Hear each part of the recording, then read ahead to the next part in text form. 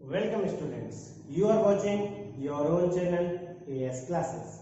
आप देख रहे हैं आपका अपना चैनल एएस क्लासेस और मैं सुख शर्मा फिर हाजिर हूँ लेकर एक और नया एजुकेशनल वीडियो आप लोगों के लिए। ये जो हमारा एजुकेशनल वीडियो है ये क्लास 12 पॉलिटिकल साइंस के स्टूडेंट्स के लिए, जिसमें हम डिस्कस कर रहे हैं उनका chapter 6 international organisation. Clear?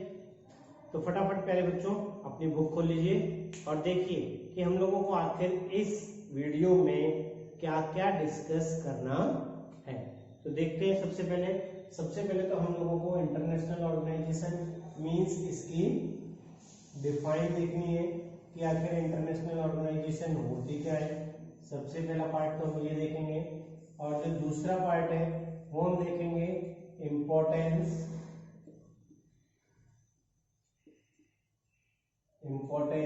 Of international organisation, और तीसरा पार्ट हम जो देखेंगे वो देखेंगे formation of UN,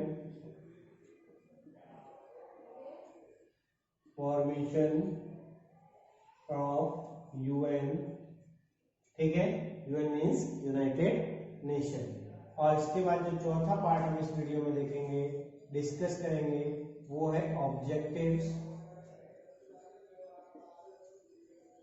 of UN के ऑब्जेक्टिव। मींस टोटल 4 टॉपिक्स है जो हम लोग इस वीडियो में डिस्कस करेंगे। तो चलिए बच्चों स्टार्ट करते हैं और देखते हैं इंटरनेशनल ऑर्गेनाइजेशन। सबसे पहले क्योंकि हमने कहा था इसकी डिफाइन देखेंगे, तो सबसे पहले तो यहाँ एक क्वेश्चन नोट कर लीजिए। क्वेश्चन फर्स्ट जो कि हमारे से 1 मार्क्स में पूछा जा सकता है, हमारे लिए 1 मार्क्स के लिए इंपॉर्टेंट हो सकता है। और हमारा क्वेश्चन क्या है, what do you mean bye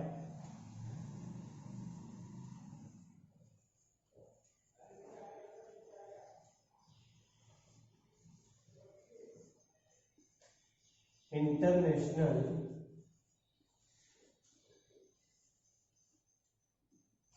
organisation.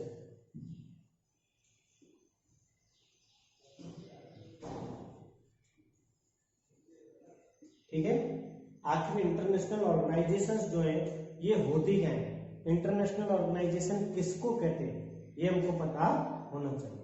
तो चलिए इसका आंसर भी देख लेते हैं। आंसर भी हमें इजीली वर्डों में पता है। International organization means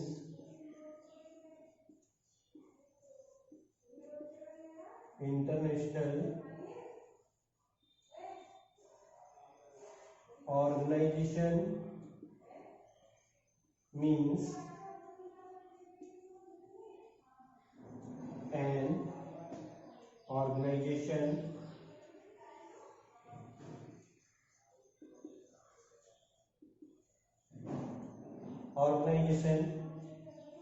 which established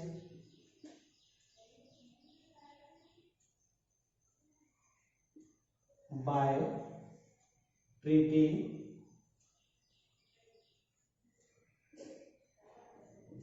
and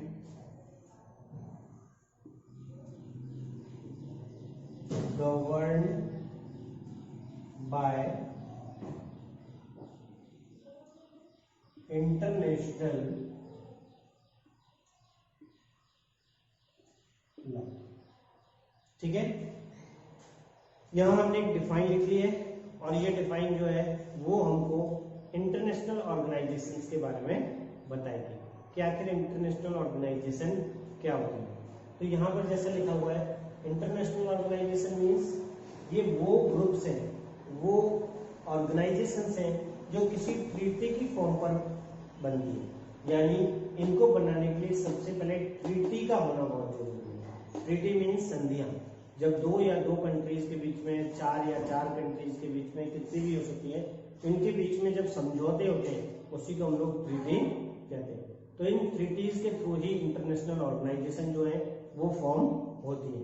इसके अलावा एक और इम्पोर्टेंट चीज जो है वो ये कि ये सारे की सारी ऑर्गेनाइजेशंस जो है इंटरनेशनल लॉ के द्वारा गवर्न होती है, यानी उनके थ्रू चलती हैं। तो यानी कि 2 इंपॉर्टेंट वर्ड्स जो है ये हमें अंडरलाइन करने और समझने, इन्हीं के बेसिस पर अपनी डिफाइन भी लिख लिखनी है। सबसे पहला तो स्टेबलाइज्ड बाय ट्रीटी, ठीक है, और दूसरा गवर्न्ड बाय इंटरनेशनल लॉ।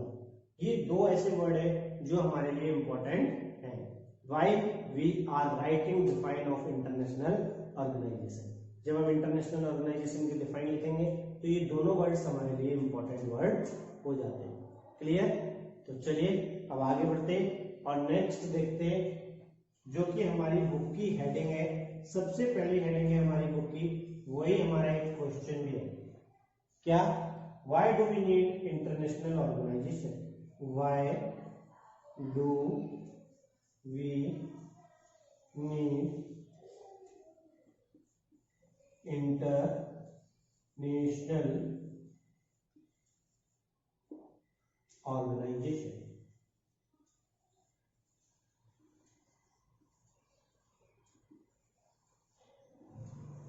ठीक है, हमें इंटरनेशनल ऑर्गेनाइजेशन की जरूरत क्यों है? इसको समझने के लिए हम एक एग्जांपल लेते हैं अपनी क्लास का। हमारी क्लास में बहुत सारे स्टूडेंट्स हैं जो कि डिफरेंट ग्रुप्स को बिलोंग करते हैं। अगर हम सबसे एक क्वेश्चन पूछे कि भाई ये बताओ कि आखिर तुम्हारे अकॉर्डिंग स्कूल क्यों जरूरी है, तो आप सबका आंसर अलग अलग हो सकता है। आप सबकी जो विचार है वो अलग अलग हो सकते हैं। और ऐसे ही अगर हम इंटरनेशनल ऑर्गेनाइजेशन की बात करें तो ये चीज एक हमारे सामने निकल के आती है कि not a single matter is responsible for the formation of international organization. International organization बनाने के लिए कोई एक कारण नहीं है। Several factors are responsible for the formation of international organisation.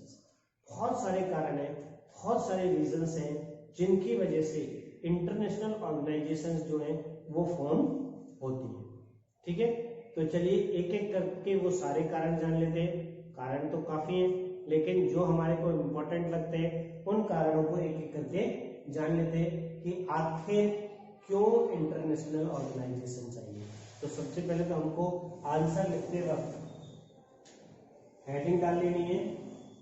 Heading में हमको लिखना है इंपॉर्टेंस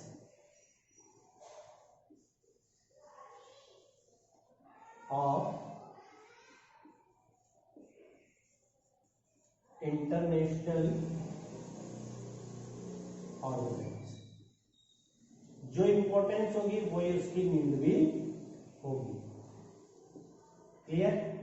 तो हम लोग इस हेडिंग को आराम से डाल सकते हैं और देखते हैं एक एक करके आखिर क्यों जरूरत है। तो सबसे पहला जो हमारा फर्स्ट पॉइंट है, फर्स्ट पॉइंट पे हम लिखेंगे टू सॉर्ट द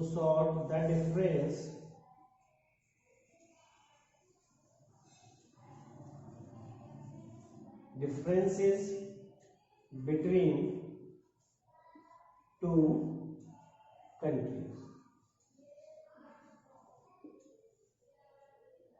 ठीक है, जो इंटरनेशनल ऑर्गेनाइजेशन है सबसे पहले उसकी जरूरत इस बात को लेकर है कि जो दो कंट्रीज है उनके बीच में जो डिफरेंसेस हैं उन डिफरेंसेस को समाप्त करना, उन डिफरेंसेस को खत्म करना। और एज ए मीडिएटर जो इंटरनेशनल ऑर्गेनाइजेशंस हैं वो एक रोल प्ले करती हैं किसी भी कंट्री के डिफरेंसेस को समाप्त करने के लिए। इसको हम एक एग्जांपल के जरिए समझ लेते हैं। एक एग्जांपल हम लोग लिख के देख लेते हैं और समझ लेते हैं कि आखिर कैसे ये सॉल्व आउट करती हैं। तो देखिए, कंट्रीज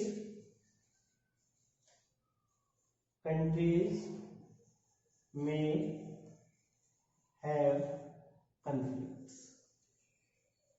भाई सब कंट्रीज जो है वर्ल्ड में उनके बीच में कुछ ना कुछ कॉन्फ्लिक्ट्स हैं, कुछ ना कुछ डिफरेंसेस हैं, बट इसका मतलब ये नहीं है they must go to war.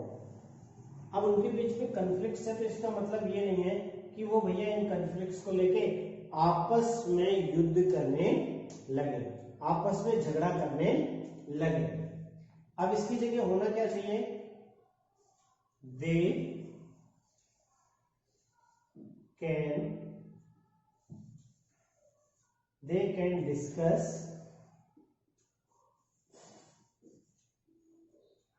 and find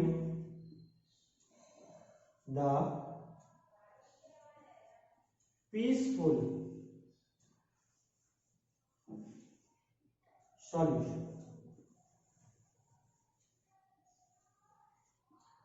ठीक है, वो अपने मैटर्स को युद्ध ना कर शांतिपूर्ण ढंग से सॉल्व आउट करें।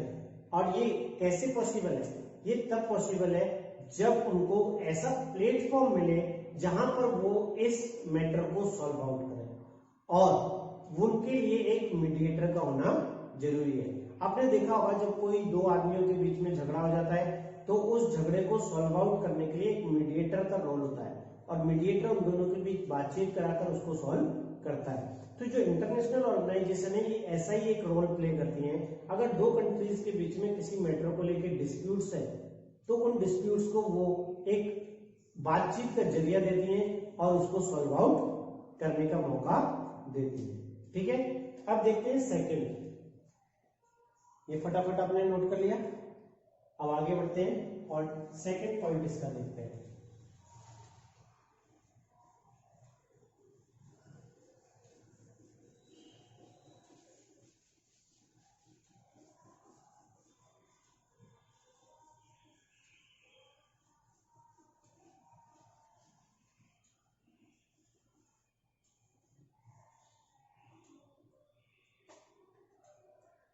देखिए, फर्स्ट पॉइंट हमारा कंप्लीट है।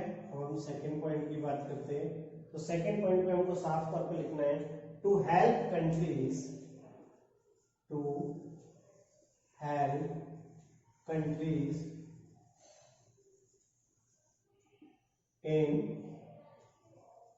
in cooperation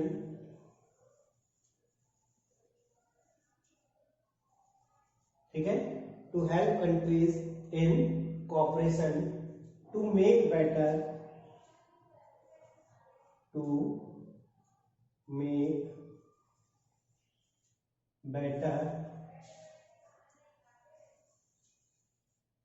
living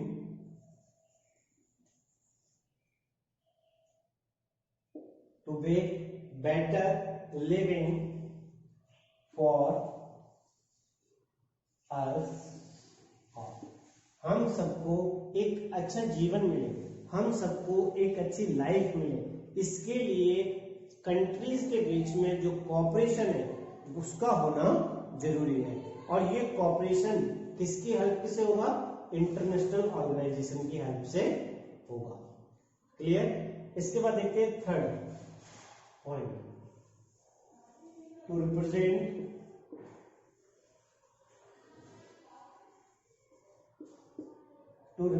the great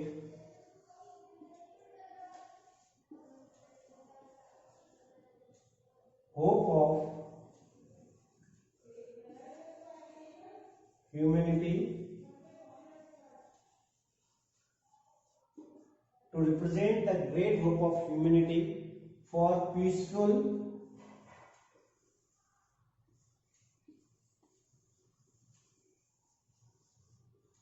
and prosperity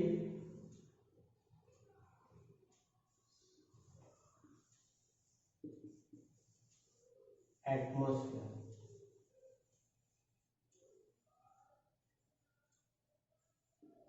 ठीक है, जो इंटरनेशनल ऑर्गेनाइजेशंस है वो एक आशा है, एक होप है।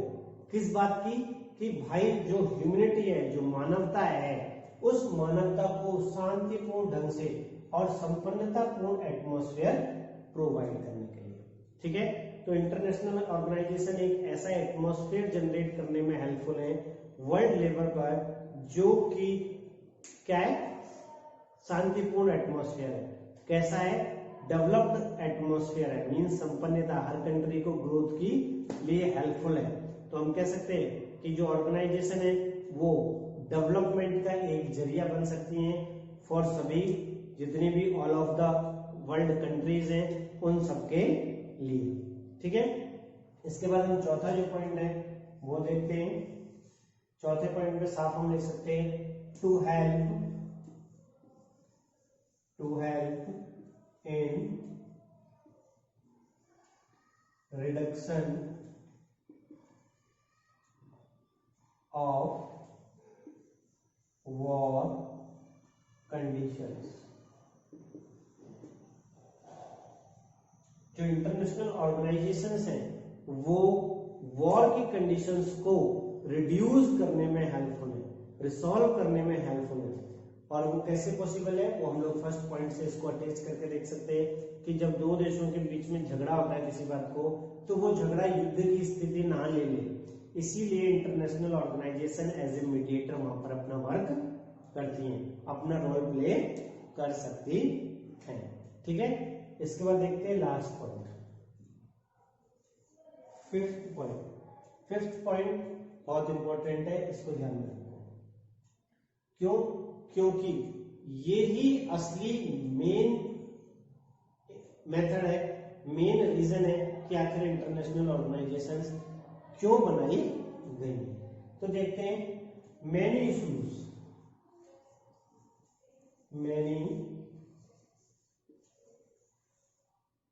Issues that can not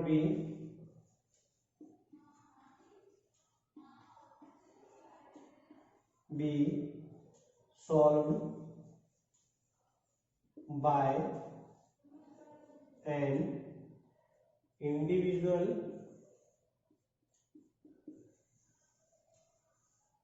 countries।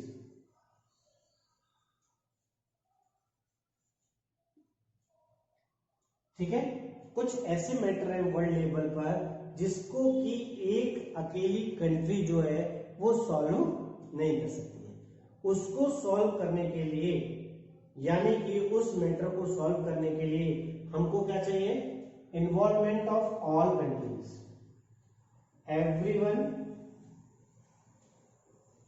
everyone can solve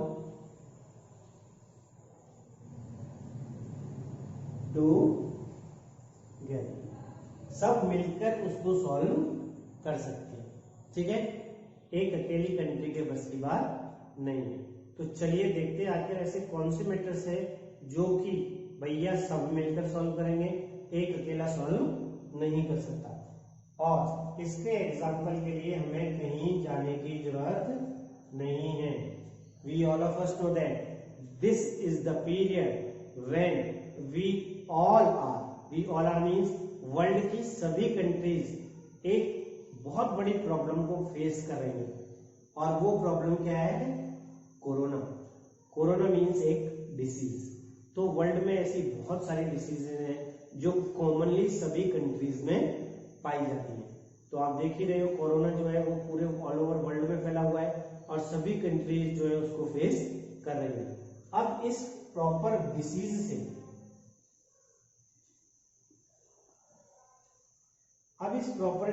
से भैया किस तरीके से बचा जाए, किस तरीके से इसका सॉल्यूशन की जाए, तो सभी वर्ल्ड की कंट्रीज जो है वो मिलकर इस पर वर्क कर रही है। तो कुछ मैटर हैं जिनको कि सब मिलकर सॉल्व कर सकते हैं, एक अकेली कंट्रीज में काम नहीं कर सकते। ऐसे ही अगर हम दूसरे टॉपिक की बात करें तो हम देखते हैं ग्लोबल वार्मिंग। ठीक है, ग्लोबल वार्मिंग के बारे में आप सभी जानते हो। ग्लोबल वार्मिंग मीन्स हमारी पृथ्वी का जो टेम्परेचर है वो लगातार बढ़ता जा रहा है और इस टेम्परेचर की वजह से जो हमारे ग्लेशियर्स हैं वो ग्लेशियर्स हमारे पिघलते जा रहे हैं। और जब ग्लेशियर पिघल रहे हैं तो हमारे समुद्र का जो वाटर लेवल है वो ऊपर उठता जा रहा है और ऊपर उठने की वजह से वो सारे लैंड एरियाज जो कि समुद्र के वाटर लेवल पर है वो सारे के सारे डूब जाने का खतरा है। और इस समस्या का समाधान सभी कंट्रीज को मिलकर करना है।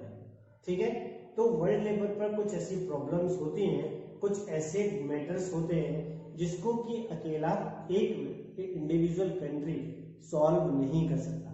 अब इसी वजह से उसको पूरे की पूरी जितनी भी कंट्रीज हैं सब मिलकर सॉल्व करती हैं। और इसके लिए एक प्लेटफॉर्म की जरूरत है, और ये प्लेटफॉर्म हमको कौन प्रोवाइड करता है? International organisations. कैसे भाई? हमने देख तो लिया कि कोरोना एक डिसीज है और इससे कैसे सॉल्व होगा। अब इसके लिए भाई हमने कह दिया कि एक लॉ बनाना है।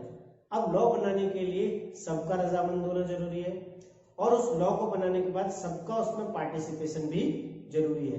किसको क्या रोल प्ले करना है, किस तरीके से कौन इन्वेस्ट करेगा, किस इन्वेस्टमेंट से किसको कितना प्रॉफिट होगा, और उस प्रॉफिट से किसको कितना कंट्रीब्यूशन अदर एक्टिविटीज में करना है, ये सब कौन डिसाइड करेगा? All these things are decided by a organization. सब मिलकर इस पर डिस्कस करते हैं, फिर डिसाइड करते हैं और फिर उसको इम्प्लीमेंट करते हैं। एंड ये किसकी वजह किसके जरिए होता है? इंटरनेशनल ऑर्गेनाइजेशन के जरिए होता है। समझ में आ गया? तो ये था हमारी importance of international organizations. Why do we need international organization, जो हमने यहाँ पर कुछ पॉइंटों के साथ उसको डिस्क्राइब किया है। अभी आप चाहो तो यहाँ कई एग्जाम्पल लिख सकते हो अपने 5th पॉइंट्स में, जो कि हर एक वर्ल्ड की कंट्री फेस कर रही है। जैसे एलिमिनेशन ऑफ टेररिज्म, जो आतंकवाद है, ये भी पूरे वर्ल्ड की समस्या है, आप देख ही रहे हो।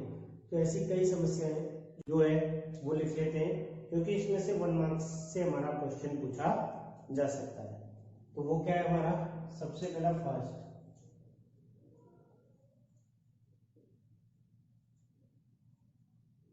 कि जून 2006 में जो इजराइल कंट्री थी उसने एक पर्टिकुलर प्लेस जिसका नाम था लेबनान, उसके ऊपर आक्रमण किया था।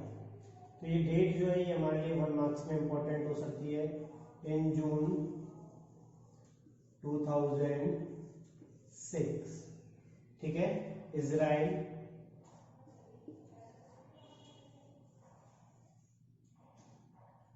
अटैक्ड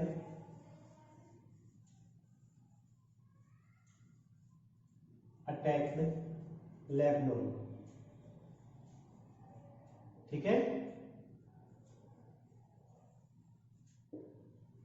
ये 1 मार्क्स का हमसे पूछा जा सकता है। ये भी पूछा जा सकता है कि इस अटैक का रीजन क्या था, तो आपको रीजन भी पता होना चाहिए कि आखिर भाई अटैक क्यों किया इजराइल ने। तो उन्होंने साफ तौर पे बताया, टू कंट्रोल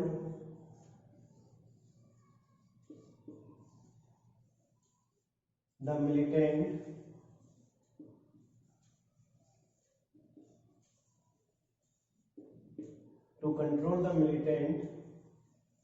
आउटफिट ऑफ किसका? हेजबुल्ला, किसका? हेजबुल्ला, ठीक है। और ये जो आक्रमण किया इजराइल ने, इस आक्रमण में जो कॉमन पीपल्स थे उनको भी इसका सामना करना पड़ा। मींस बहुत सारे लोग इसमें मारे गए, क्योंकि इजराइल की सेना ने यहाँ पर बॉम्बारमेंट किया था, और इस बॉम्बारमेंट में काफी जो बिल्डिंग्स थी वो बिल्डिंग्स, रेजिडेंशियल बिल्डिंग्स डिस्ट्रॉय हुई और कॉमन पीपल्स उसमें मारे गए, ठीक है। और इससे रिलेटेड और भी हमने कुछ चीजें यहाँ पर ये भी हमसे पूछा जा सकता है। UN passed A resolution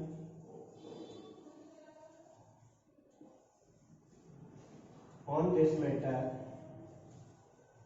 this in August 2006। अगस्त 2006 में जो यूएन, यूनाइटेड नेशन ऑर्गेनाइजेशन थी, उसने इस मैटर के ऊपर एक रिजोल्यूशन पास किया था।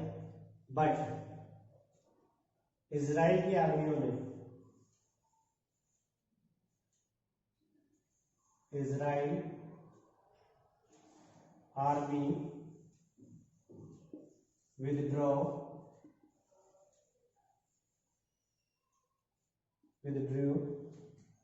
only in अक्टूबर 2006। और जो इजराइल की आर्मी थी उसने इसको विड्रॉ किया था अक्टूबर 2006 में। तो एक चीज यहाँ पर क्लियर है जो कि हमें समझ में आनी चाहिए कि जो इंटरनेशनल ऑर्गेनाइजेशंस हैं वो कोई नेशन नहीं है जो कि किसी को प्रेशराइज कर कर काम कराएंगे, ठीक है। ये केवल ऑर्गेनाइजेशंस हैं जो कि हेल्प कर सकती हैं पर किसी के ऊपर प्रेशर नहीं बना सकती हैं। क्लियर?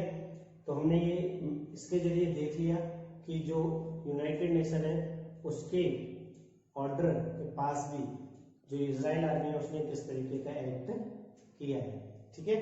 अब आगे बढ़ते हैं और देखते हैं फॉर्मेशन ऑफ यूएन, ठीक है। चलिए,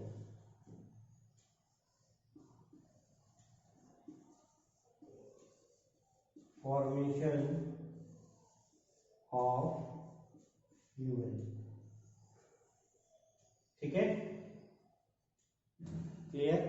तो चलिए देखते हैं सबसे पहले फॉर्मेशन ऑफ यूएन के बारे में जानने से पहले यहां पर एक क्वेश्चन नोट कर लेते हैं जो कि हमसे कई बार पूछा गया है। और हमारा क्वेश्चन क्या है? Describe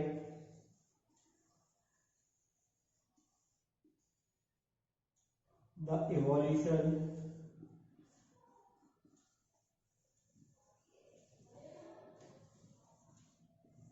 of the UN. UN के बारे में हमको थोड़ा डिस्क्राइब करना है, ठीक है। अब देखिए ध्यान से, इसको समझने के लिए थोड़ा सा इतिहास में जाना जरूरी है, थोड़ा सा हमको बैकग्राउंड यानी हिस्ट्री की तरफ जाने की जरूरत है। और हिस्ट्री में जाने के लिए सबसे पहले शुरुआत करेंगे कहां से? फर्स्ट वर्ल्ड वॉर से, ठीक है। हम ये बात जानते हैं जो फर्स्ट वर्ल्ड वॉर था, the first world war fought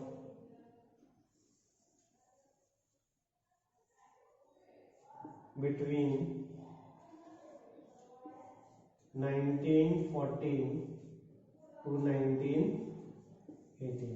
जो पहला विश्व युद्ध हुआ था ये 1914 में स्टार्ट हुआ और 1918 तक चला। और हमने ये भी देखा कि इस वर्ल्ड वॉर में मैनी पीपल्स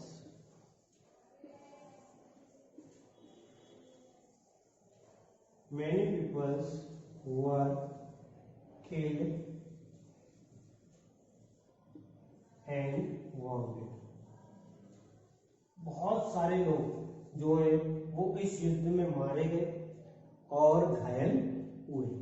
जब इस तरीके की कंडीशन पूरे के पूरे वर्ल्ड में देखी गई, पूरा वर्ल्ड इस वर्ल्ड वॉर से प्रभावित हुआ, तो यहाँ पर जो वर्ल्ड वॉर है इसने वर्ल्ड की कंट्रीज को फोर्स किया एक ऐसी ग्रुप बनाने के लिए, एक ऐसी ऑर्गेनाइजेशन बनाने के लिए जो कि ऐसी कंडीशंस को क्रिएट होने से रोक सके। तो हम लिख सकते हैं first world war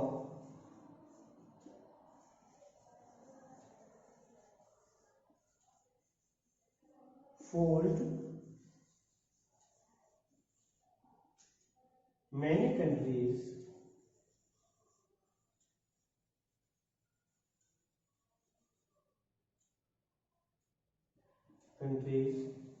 to evolve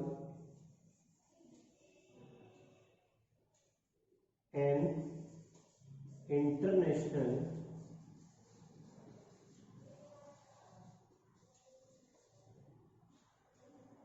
organization।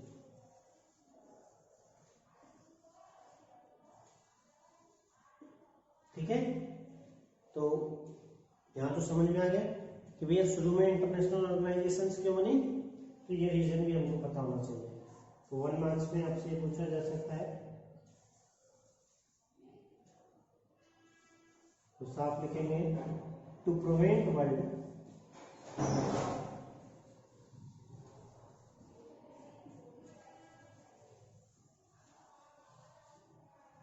From conflicts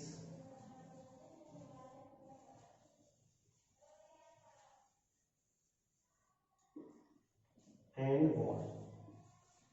पूरे वर्ल्ड को युद्ध से बचाने के लिए और कन्फ्लिक्ट से बचाने के लिए ही जो इंटरनेशनल ऑर्गेनाइजेशन है उनके फॉर्मेशन की डिमांड स्टार्ट हो गई थी, उनके फॉर्मेशन की जरूरत महसूस होने लगी थी। क्लियर? तो चलिए देखते हैं आगे कैसे कैसे स्टेप बाय स्टेप जो फॉर्मेशन है वो हुई है।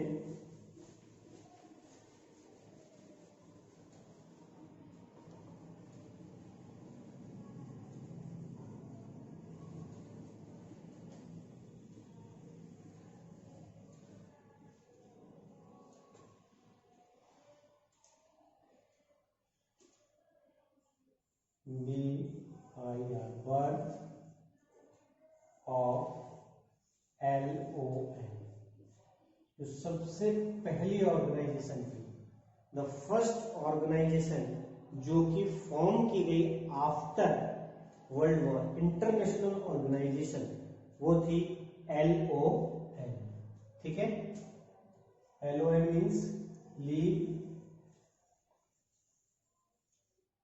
Of nation. ठीक है,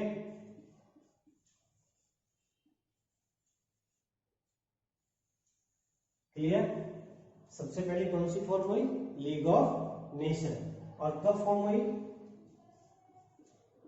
फॉर्म्ड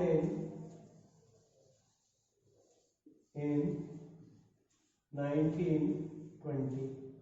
1920 में ये फॉर्म हुई।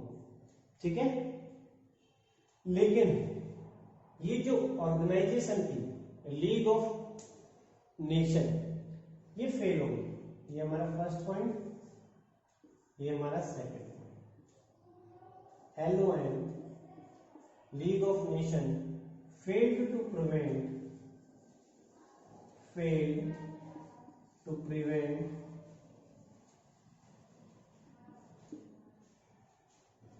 the second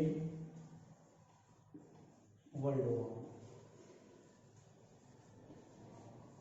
हमने देखा इसके बावजूद कि ये ऑर्गेनाइजेशन बनी थी, सेकेंड वर्ल्ड वॉर क्या हुआ? स्टार्ट हो गया। कब? 1939 में। और कब तक चला? 1945 तक। जो ये वॉर था, ये फर्स्ट वर्ल्ड वॉर से और भी ज्यादा भयानक था, और भी ज्यादा पावरफुल था, क्योंकि इसने पूरे वर्ल्ड को ही पूरे तरीके से हिलाकर रख दिया था। वर्ल्ड की जो कंट्रीज डायरेक्टली इसमें पार्टिसिपेटेड थी वो भी, और जो पार्टिसिपेटेड नहीं थी वो भी, उन सबको ही इस वर्ल्ड वॉर को झेलना पड़ा और इसका प्रभाव देखना पड़ा। ठीक है, और हम देख रहे हैं कि जो लीग ऑफ नेशन है वो फेल हुई अपने मेन टारगेट में। उसका टारगेट क्या था? To prevent world from conflict and war, world को युद्ध से बचाना। और फिर उसके बाद एक नई ऑर्गेनाइजेशन का जन्म हुआ जिसको कि हम लोग कहते हैं birth of UNO। Birth of UNO। UNO means united nation organization. United nation organisation.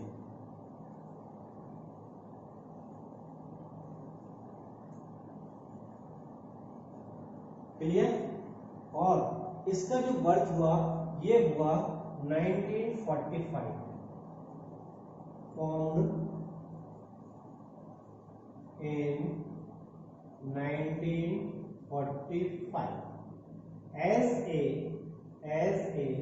successor of LON।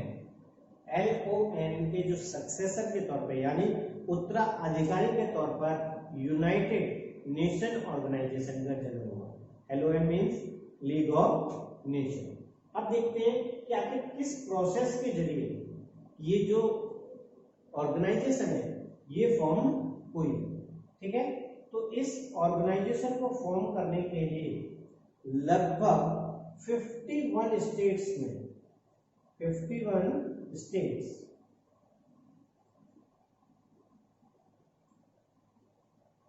51 states ने क्या किया, एक चार्टर पर साइन किया। क्या किया, sign in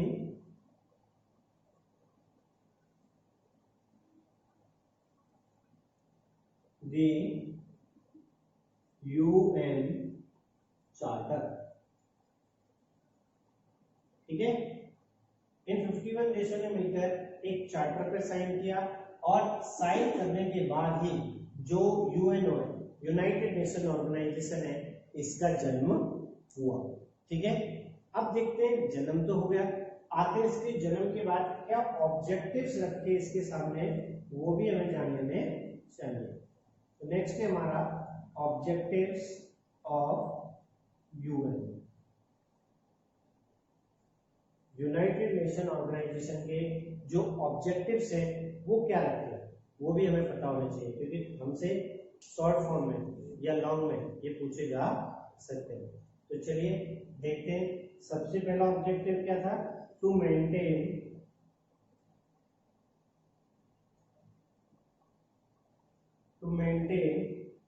international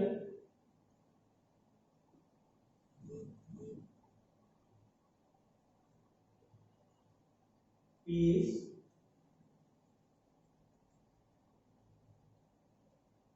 and security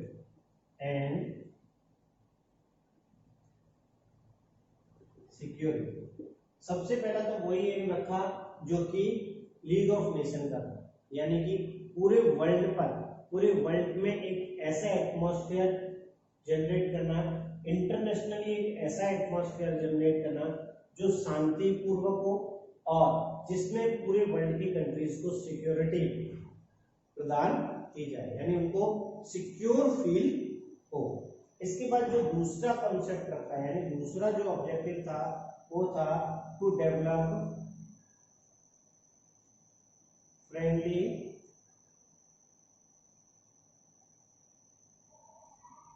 relations among nations। ठीक है, जो वर्ल्ड की कंट्रीज हैं उनके बीच में फ्रेंडली रिलेशंस को जनरेट करना, फ्रेंडली रिलेशंस को डेवलप करना, किसके बेसिस पर, on the basis of equality.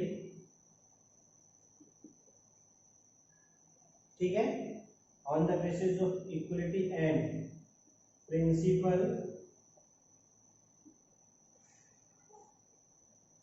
Of self determination.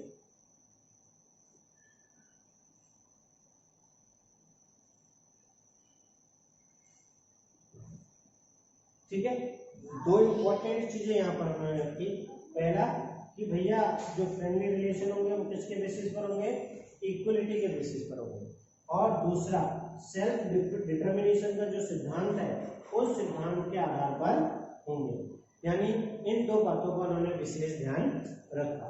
इसके बाद जो तीसरा था टू फोस्टर वर्ल्डवाइड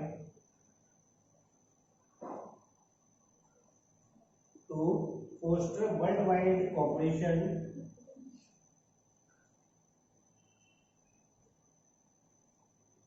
ठीक है,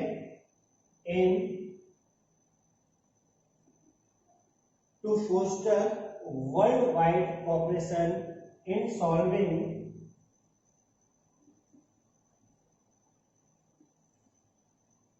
economic,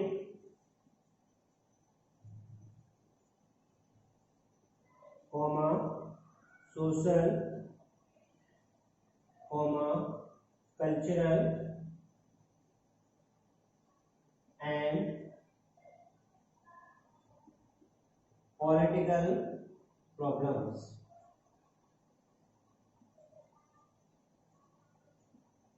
ठीक है, एक ऐसा वर्ल्ड वाइड माहौल तैयार करना जिसमें सहयोग हो एक दूसरे के साथ, ताकि उनकी सभी समस्याओं का, चाहे वो इकोनॉमिकली बेस्ड प्रॉब्लम हो, चाहे वो सोशली बेस्ड प्रॉब्लम हो, कल्चरली बेस्ड हो या पॉलिटिकली बेस्ड प्रॉब्लम हो, उन सभी प्रॉब्लम्स को सॉल्व आउट करना। ये ऑब्जेक्टिव्स के साथ जो यूनाइटेड नेशन ऑर्गेनाइजेशन थी उसका फॉर्मेशन हुआ था। क्लियर? तो प्यारे बच्चों, आज के इस वीडियो के हमारे चारों टॉपिक जो है वो कंप्लीट हो चुके हैं। सबसे पहले डिफाइन जो हमने पढ़नी थी वो हमारी कंप्लीट हो गई है। इंपॉर्टेंस ऑफ इंटरनेशनल ऑर्गेनाइजेशंस वो हमारा हो गया है। फॉर्मेशन ऑफ यूएनओ वो हमने डिस्क्राइब कर लिया है, और इसके जो ऑब्जेक्टिव्स थे वो हमने डिस्क्राइब कर लिया। आपको केवल इन सारे टॉपिक्स को ध्यान से पढ़ना है और समझना है। तब तक के लिए हम लेते हैं एक छोटा सा ब्रेक के बाद फिर मैं हाजिर हूंगा लेकर एक और नया एजुकेशनल वीडियो यहां से आगे के टॉपिक्स के साथ आपके लिए। तब तक के लिए आप देखते रहिए आपका अपना channel AS classes. Thank you.